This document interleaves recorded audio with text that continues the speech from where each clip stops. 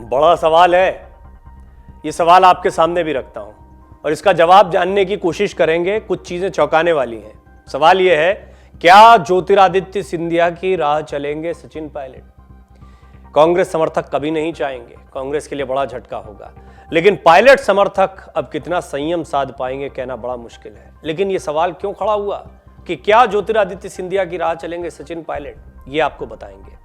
क्या पायलट की भी राह जो है वो अब कांग्रेस से इतर बीजेपी के साथ हो सकती है? आरोप तो लगते रहे, इससे इनकार भी करते रहे पायलट, लेकिन चारा क्या दिखाई पड़ रहा है और ऐसे हालात क्यों बन रहे हैं?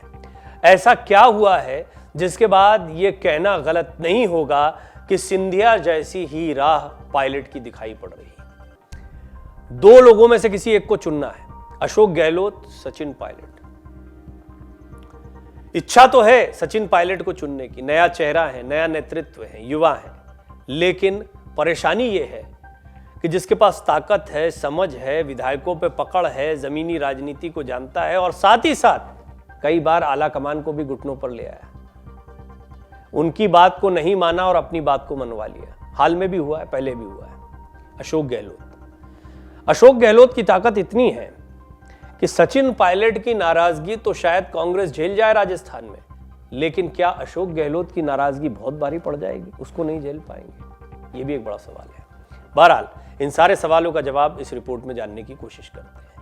क्या राजस्थान में सचिन पायलट को कांग्रेस किनारे कर रही है?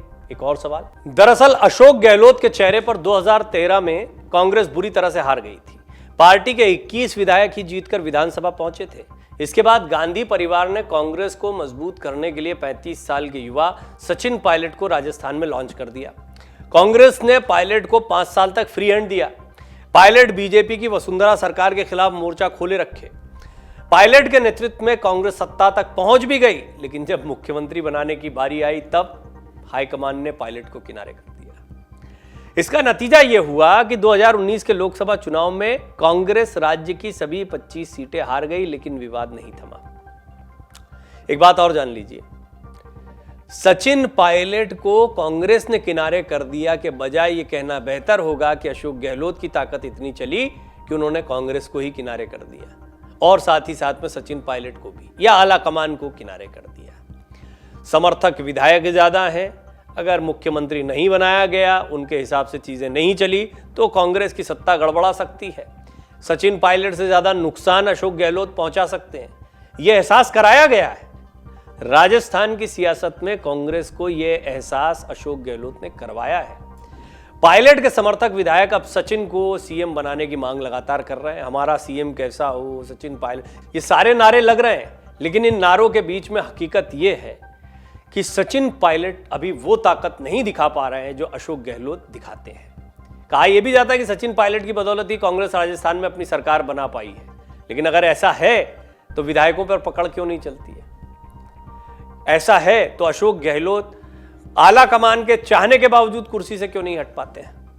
क्योंकि सचिन पायलट की इमेज भले ही जनता के बीच में चल गई हो, लेकिन जहां तक संगठन की राजनीति की बात है, राजस्थान में विधायकों पर पकड़ की बात है, अशोक गहलोत के आगे वो 19 या 15 भी नहीं बैठते हैं। बैठक में सचिन पायलट की गैर मौजूदगी से फिर से सियासी चर्चा शुरू हुई। अभी हाल में एक और बैठक हुई है। यह सचिन पायलट की नाराजगी का चरम भी हो सकता है, और इसलिए हो सकता है क्योंकि सुखजिंदर रंधावा नए प्रभारी बने, अजय माकन नाराज होकर हटे थे, अनुशासनहीनता के खिलाफ कोई कार्रवाई नहीं हो रही। रंधावा है, अब रंधावा इसको अनुशासनहीनता कह रहे हैं, और वो क्या कह रहे हैं? वो कह रहे हैं जो नहीं आए उनके आने से कोई फर्क नहीं पड़ता, उनके चले जाने से कोई फर्क नहीं पड़ता। पिछले कई साल से चला आ रहा है कि गहलोत पायलट का विवाद जो है वो कांग्रेस के लिए परेशानी का सबब बना हुआ है। यहां पर बात सिर्फ गहलोत पायलट की नहीं हो रही है। महत्वपूर्ण बात यह है कि ज्योतिरादित्य सिंधिया की राह क्यों चलेंगे?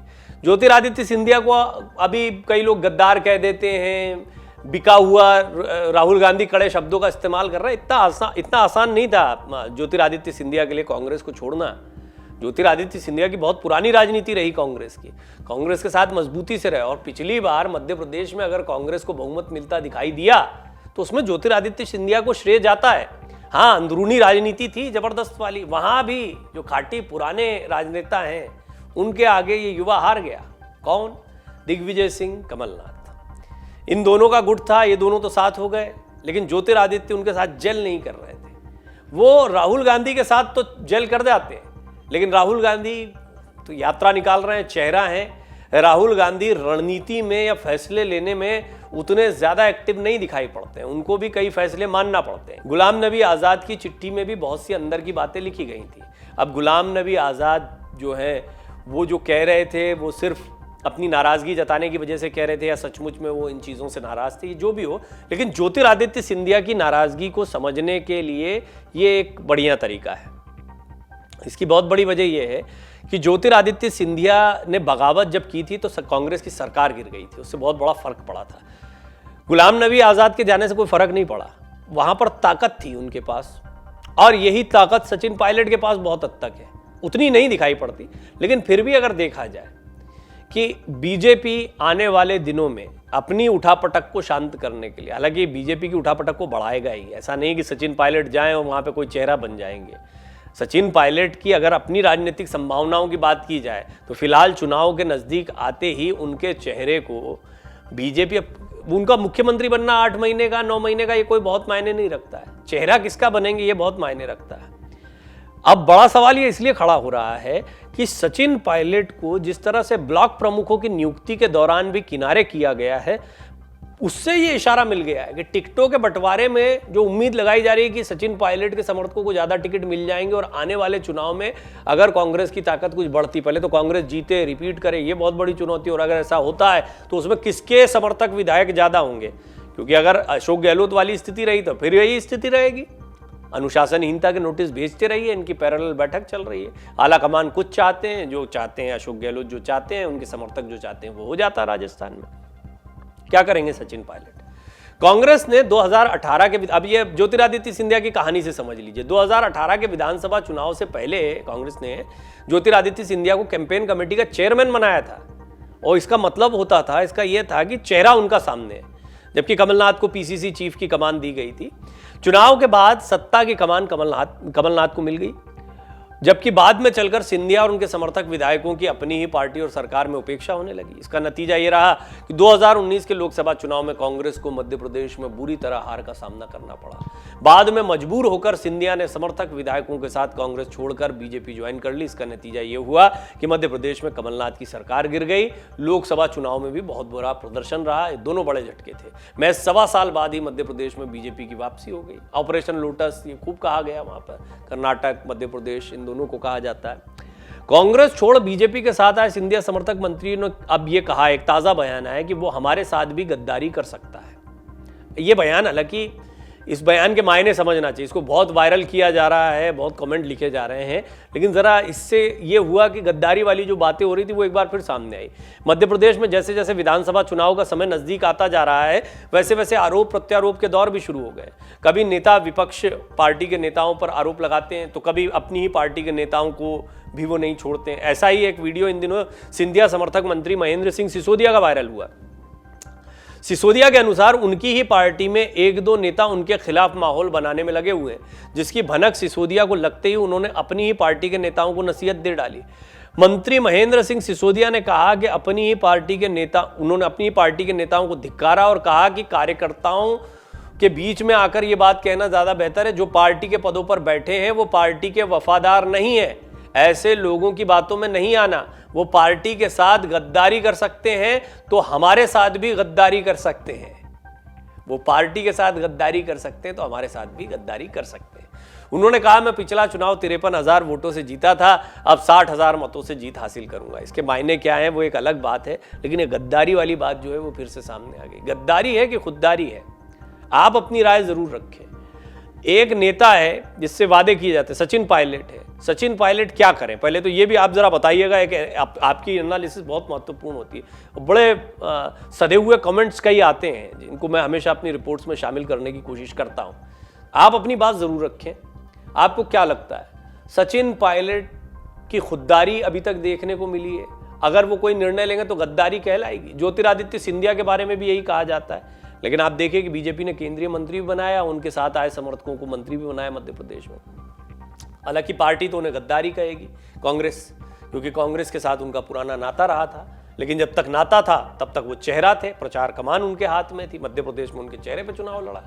लेकिन ये भी बात सही है कि उनको वो नहीं मिला जिसका वादा किया गया था। सेम वादा सचिन पायलट से हुआ था, लेकिन सचिन पायलट ने सब्र बांध के रखा, संयम। लेकिन क्या अब संयम का बांध टूटेगा? अब कोई ऑप्शन नहीं दिखाई पड़ता। भारत जोड़ो यात्रा के आने के बाद ये हो जाएगा, वो हो जाएगा, तमाम कयास लग रहे थे, लेकिन भारत जोड़ो यात्रा आके निकल गई है। राहुल गांधी अपनी बात कह गए हैं, जयराम रमेश, केसी वेणुगोपाल सब अपनी अपनी बातें कहते रहे। सचिन पायलट को लेकर बहुत बातें कही गई, हुआ कुछ नहीं है। मध्य प्रदेश में ज्योतिरादित्य सिंधिया और अब राजस्थान में सचिन पायलट की कथित बगावती तेवर के बाद कांग्रेस में पूर्व अध्यक्ष राहुल गांधी की कार्यशैली और उनके नजदीकी समझे जाने वाले नेताओं पर सबका ध्यान केंद्रित है।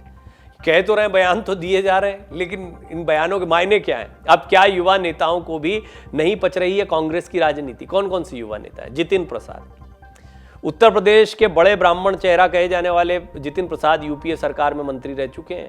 उन्होंने यूथ कांग्रेस से करियर की शुरुआत की थी। साल 2004 में पहली बार लोकसभा में चुने गए। फिलहाल वो मुख्यमंत्री योगी आदित्यनाथ के नेतृत्व वाली यूपी सरकार का हिस्सा है। हार्दिक पटेल, गुजरात में पाटीदार नेता पटेल ने 2022 में कांग्रेस से इस्तीफा दिया। उन्होंने पार्टी छोड़ते वक्त कांग्रेस नेतृत्व और पार्टी की गुजरात इकाई पर जमकर सवाल उठाए थे। साल 2015 में पाटीदार आंदोलन से चर्चा में आए पटेल ने 2019 में कांग्रेस का दामन थामा था, लेकिन लोकसभा चुनाव में खास प्रदर्शन करने में असफल रहे थे।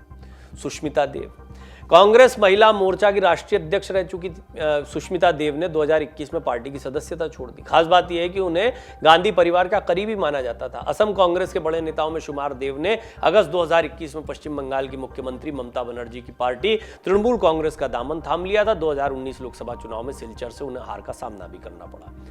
प्रियंका चतुर्वेदी कांग्रेस की प्रवक्ता रही, कई बार बैठी वो हमारे साथ कांग्रेस की प्रवक्ता बनकर, और बड़ा आश्चर्य हुआ वो शिवसेना में जब चली गई थी।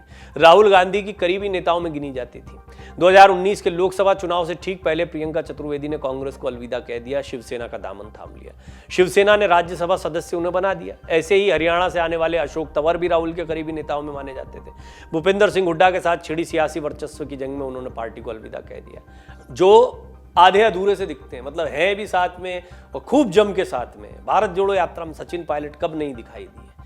क्या बढ़िया शक्ति प्रदर्शन किया है, लेकिन सचिन पायलट के शक्ति प्रदर्शन का कोई फायदा उनको मिलेगा?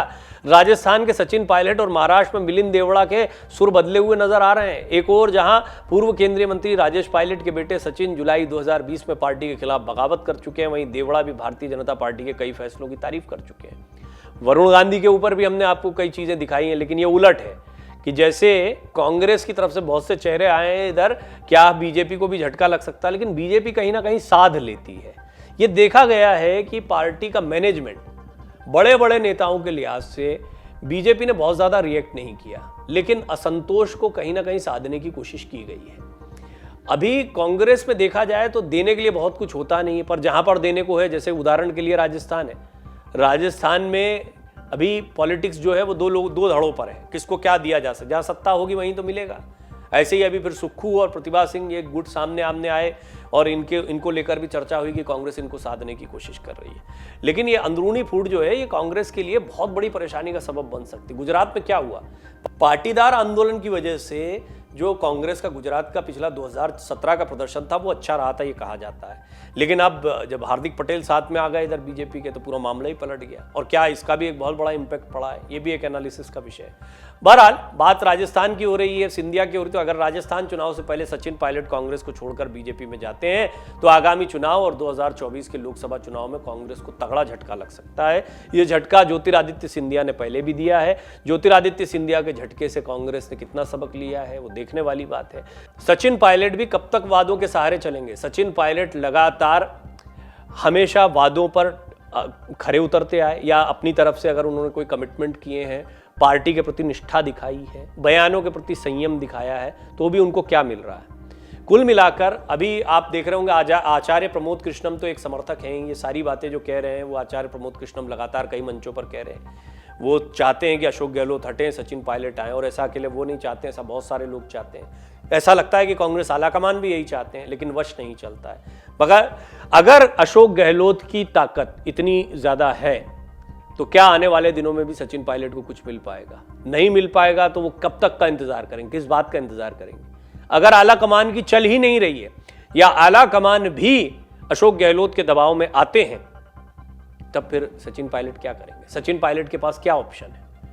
ऐसा लगता है कि सचिन पायलट अब बहुत ज्यादा इंतजार शायद न कर पाए, या फिर यह भी बहुत मुमकिन है कि सचिन पायलट को अगर इतना महत्वपूर्ण माना जा रहा है, खुद अशोक गहलोत कांग्रेस की बेहतरी चाहेंगे, कोई फूट ना हो सकता है कि किसी एक नतीजे पर पहुंचा जाए। लेकिन ये पहले भी देखा गया है कि अशोक गहलोत के कमिटमेंट शुरुआत में कुछ और होते हैं, बाद में वो अगर उससे मुकर जाएं तो बहुत आश्चर्य नहीं होता है। अध्यक्ष पद के चुनाव में उन्होंने पहले हामी भरी थी, उनका कैंडिडेचर तय हो गया था। हालांकि उन्होंने अपनी मंशा जाहिर कर दी थी कि वो दोनों दायित्वों को संभाल लेंगे, मुख्यमंत्री बने रहेंगे, लेकिन एक पद एक व्यक्ति वाला उनका मामला था। वो कांग्रेस में ये परंपरा जो है इसको लेकर बड़ा स्ट्रिक्ट निर्देश थे, वो माने नहीं। उन्होंने कहा फिर ऐसी बात है तो मुख्यमंत्री बने रहना बेहतर है। एक बार फिर सचिन पायलट को किनारे कर दिया गया। लेकिन क्या अब सचिन पायलट के पास ज्योतिरादित्य सिंधिया की राह चलना ही एकमात्र विकल्प रह गया? पहली चीज।